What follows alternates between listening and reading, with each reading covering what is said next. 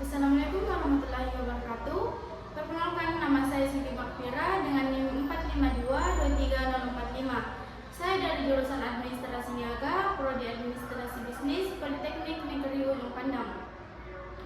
Pada kesempatan kali ini, saya akan membahas topik yang sangat penting dalam dunia keuangan dan perbankan, yaitu manajemen kredit. Dalam dunia perbankan, memberikan kredit atau pinjaman adalah salah satu kegiatan utama yang dapat memberikan keuntungan besar bagi bank. Namun, di balik potensi keuangan tersebut terdapat pula risiko yang cukup besar, terutama risiko gagal bayar atau kredit macet. Nah, untuk menghadapi risiko inilah dibutuhkan sistem dan strategi yang baik yang disebut manajemen kredit. Manajemen kredit bukan hanya soal memberi atau menolak pinjaman, tapi juga mencakup analisis kelayakan calon debitur, pengawasan kredit yang sedang berjalan, serta upaya penyelesaian saat terjadi masalah. Di video ini, kita akan membahas secara lengkap mulai pengertian kredit, unsur-unsur kredit, manajemen perkreditan, tujuan dan fungsi kredit, jenis-jenis kredit, jaminan kredit, analisis kredit, kualitas kredit, pembinaan, penyelamatan dan penyelesaian kredit, perhitungan base lending rate atau BLR, metode perhitungan bunga dan contoh. Materi ini sangat penting terutama bagi pelaku usaha dan siapapun yang ingin memahami bagaimana sistem kredit dijalankan secara profesional. Jadi, pastikan untuk menyimak sampai akhir, karena pemahaman tentang manajemen kredit akan membuka wawasan kita tentang pentingnya pengelolaan risiko dalam dunia keuangan. Langsung saja kita mulai pembahasannya, yaitu pengertian kredit. Kredit adalah penyedia uang atau tagihan yang dapat dipersamakan dengan itu, berdasarkan persetujuan atau kesepakatan pinjaman meminjam antara bank dengan pihak lain yang mewajibkan pihak meminjam melunasi utangnya setelah jangka waktu yang ditentukan dengan pemberian bunga.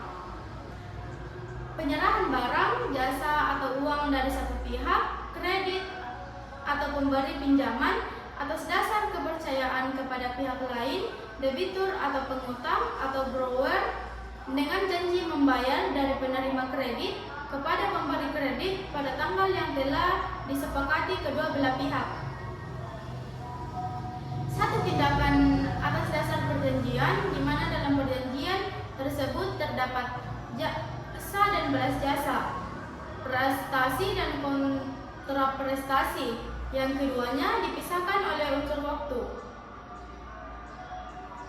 Adapun jenis kredit atau pinjaman, yang pertama kredit atau pinjaman, yang kedua pinjaman tunai, yang ketiga pinjaman kredit.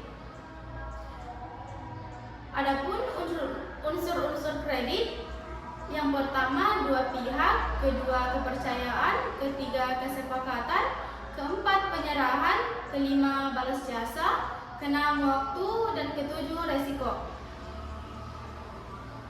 Hal-hal yang diperjanjikan dalam perjanjian kredit yaitu jangka waktu kredit, suku bunga, cara pembayaran, agunan atau jaminan, biaya administrasi dan angsuran jiwa dan tagihan.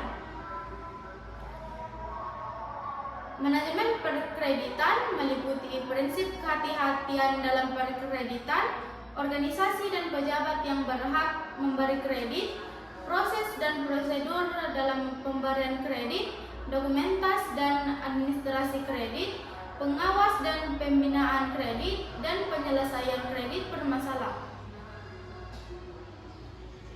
Prinsip kehati-hatian dalam perkreditan yaitu kebijaksanaan dalam pokok perkreditan yang meliputi penyusunan perencanaan perkreditan, proses pemberian putusan kredit, mengatasi kredit bermasalah, profesionalisme dan integrasi pejabat perkreditan. Organisasi perkreditan meliputi Dewan Komisaris Bank, Direktoris Bank, Komite Kebijaksanaan Perkreditan atau KKP, dan Komite Kredit atau KK.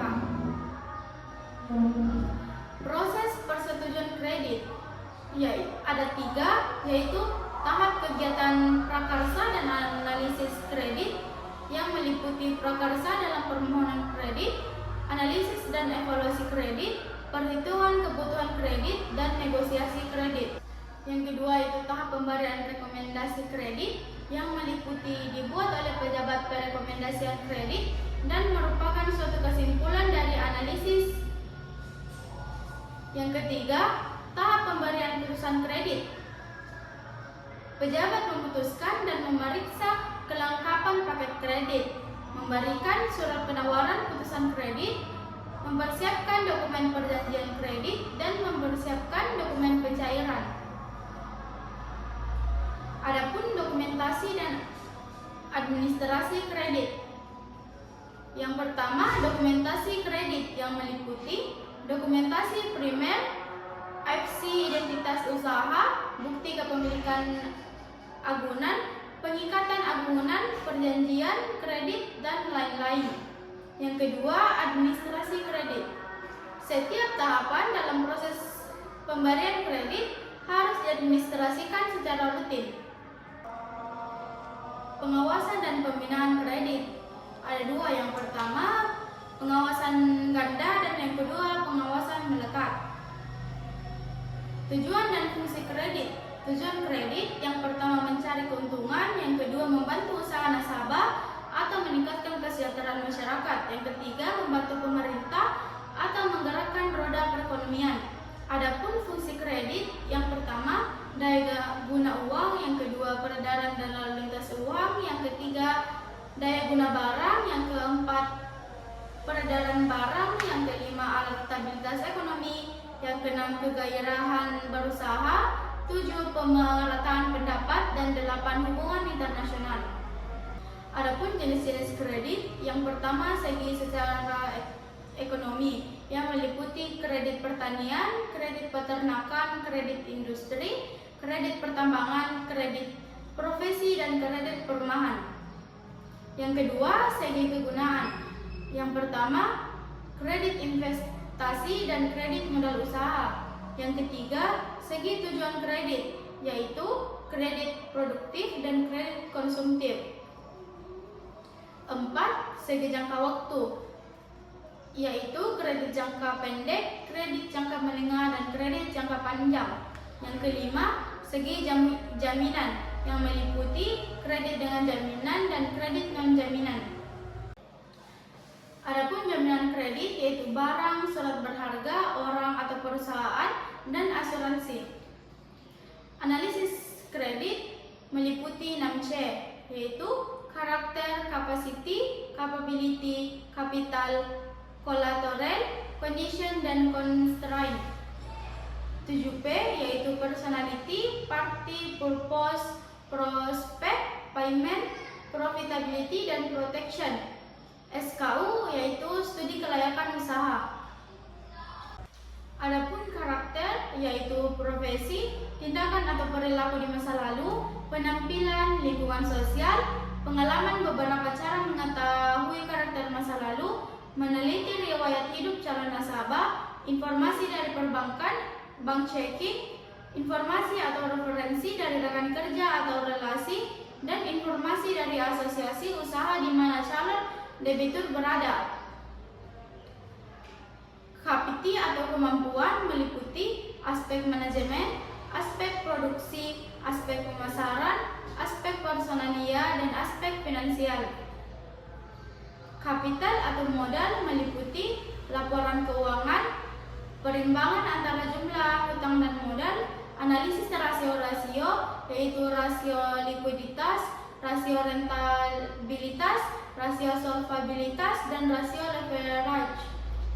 Adapun kolateral atau agunan atau jaminan yang meliputi besarnya aktiva yang akan diikat sebagai jaminan kredit dan yang harus diperhatikan yaitu kepemilikan, stabilitas nilai atau harga, marketability, dan pengikatan jaminan.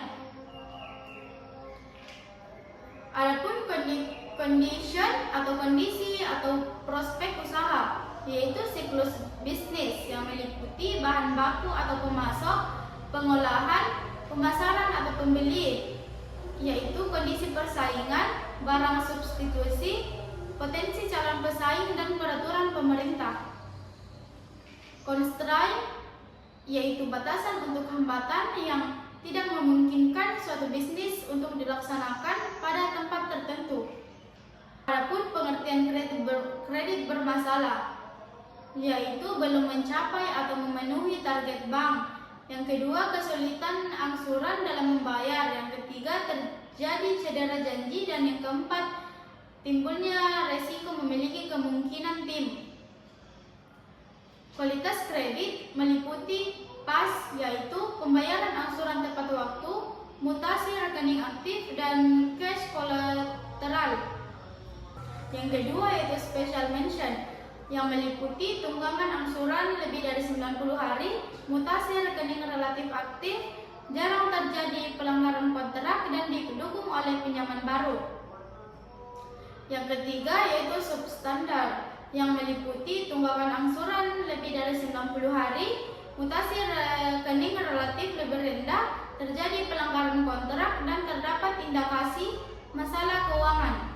Yang keempat yaitu doubtful, yang meliputi tunggakan angsuran lebih dari 180 hari, terjadi kapitalisasi harga, dan dokumen hukum yang lemah. Yang kelima yaitu loss, yang meliputi tunggakan angsuran lebih dari 270 hari, kerugian operasional ditutup dengan pinjaman baru, dan dari segi hukum maupun pasar, jaminan tidak dapat dicairkan pada nilai wajar. Adapun sebab-sebab terjadinya kredit bermasalah. Yang pertama, kurang pengecekan terhadap latar belakang nasabah. Yang kedua, kurang tajam menganalisis maksud dan tujuan penggunaan kredit dan sumber pembayaran kredit analisa laporan. Yang ketiga, kurang mahir dalam menganalisis laporan keuangan calon nasabah. Yang keempat, kurang lengkap mencantumkan syarat-syarat. Yang kelima, pemberian kelonggaran terlalu banyak. Yang keenam, pejabat kredit atau account officer mudah dipengaruhi, diintimidasi, atau dipaksa oleh calon nasabah. Yang ketujuh, kurang mengadakan kunjungan on the spot pada lokasi perusahaan nasabah. 8. Ada kepentingan pribadi, pejabat bank, dan lain-lain. Adapun kesalahan nasabah, yaitu yang pertama, kesalahan nasabah yang meliputi nasabah tidak kompeten, nasabah tidak atau kurang memiliki pengalaman, nasabah kurang memberikan waktu untuk usahanya, nasabah tidak jujur, dan nasabah serakah. Yang kedua, faktor eksternal yang meliputi kondisi perekonomian, perubahan-perubahan peraturan, dan bencana alam. Adapun pembinaan, penyelamatan, dan penyelesaian kredit bermasalah, yaitu yang pertama, upaya yang dilakukan dalam mengelola kredit bermasalah agar dapat diperoleh hasil optimal sesuai dengan tujuan pemberian kredit.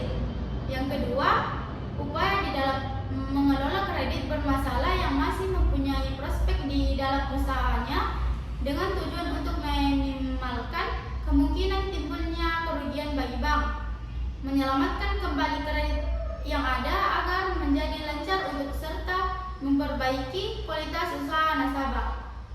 Adapun penyelesaian kredit bermasalah, yang pertama, rescheduling yang meliputi perpanjangan jumlah waktu pelunasan utang, perpanjangan jumlah waktu pelunasan tunggakan bunga, perpanjangan jumlah waktu pelunasan utang pokok tanpa tunggakan angsuran sesuai cash flow, perpanjangan jumlah waktu pelunasan utang pokok dan tunggakan angsuran, tunggakan bunga, serta perubahan jumlah angsuran.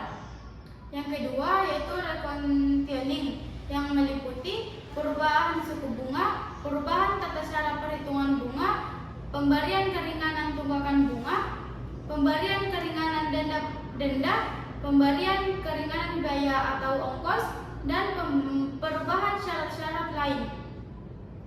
Yang ketiga yaitu restructuring yang meliputi penambahan kredit hak investasi barang modal, penambahan kredit modal kerja, perubahan tingkat suku bunga dan perhitungannya, kontrol biaya yang ketat, perubahan kredit menjadi penyertaan bank, dalam perusahaan nasabah, dan perubahan kredit modal kerja menjadi kredit investasi, dan lain-lain.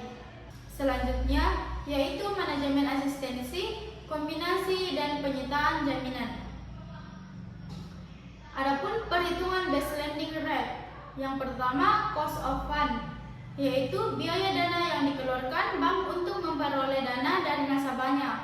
Yang kedua, cost of loanable fund, yaitu biaya dana yang dikeluarkan bank setelah diperhitungkan dengan cadangan likuiditas wajib minimum. Yang ketiga, overhead cost, yaitu biaya TK, air, listrik, dan lain-lain. Yang keempat, cost of money, yaitu cost of loanable fund dan overhead cost. Yang kelima, spirit, yaitu menetapkan besaran laba yang diinginkan. Yang keenam, risk, yaitu kemungkinan risiko yang dihadapi bank. Adapun metode perhitungan bunga, yang pertama metode perhitungan bunga yang meliputi efektif, anuitas, dan flat. Jenis bunga ada 3, yaitu yang pertama bunga efektif. Perhitungan bunga dihitung dari sisa pokok yang belum dibayar. Angsuran tiap bulan jumlahnya semakin menurun. Yang kedua, bunga anuitas. Perhitungan bunga dihitung dari sisa pokok yang belum dibayar. Angsuran tiap bulannya jumlahnya tetap. Dan yang ketiga, bunga flat. Perhitungan bunga kredit dan cicilan pokok yang dibayar setiap bulan jumlahnya tetap. Contohnya, Bank Chandra mengajukan kredit dengan jangka waktu 24 bulan sebesar 24 juta dengan bunga 10% per tahun. Bank Chandra berniat melakukan pembayaran pokok pinjaman sebesar 1 juta per bulan sampai lunas. Diasumsikan suku bunga kredit tidak berubah atau tetap selama jangka waktu kredit. Adapun metode efektif dan contoh tabel perhitungan angsuran kredit metode efektif sebagai berikut. Selanjutnya, metode anuitas dan contoh tabel perhitungan angsuran kredit metode anuitas. Selanjutnya, metode flat dan contoh tabel perhitungan angsuran kredit metode flat sebagai berikut. Adapun perbedaan suku bunga fixed dan floating. Suku bunga fixed memiliki keuntungan yaitu kapasitas besarnya bunga yang harus dibayar dan tidak ada perubahan suku bunga. Kerugiannya yaitu apabila suku bunga besar berada di bawah suku bunga tetap, maka suku bunga kredit menjadi lebih mahal. Sedangkan suku bunga floating memiliki keuntungan yaitu pada saat terjadi penurunan suku bunga besar, maka suku bunga kredit ikut turun. Kerugiannya, apabila suku bunga pasar mengalami kenaikan, maka suku bunga kredit akan ikut naik. Sekian dari saya. Assalamualaikum warahmatullahi wabarakatuh.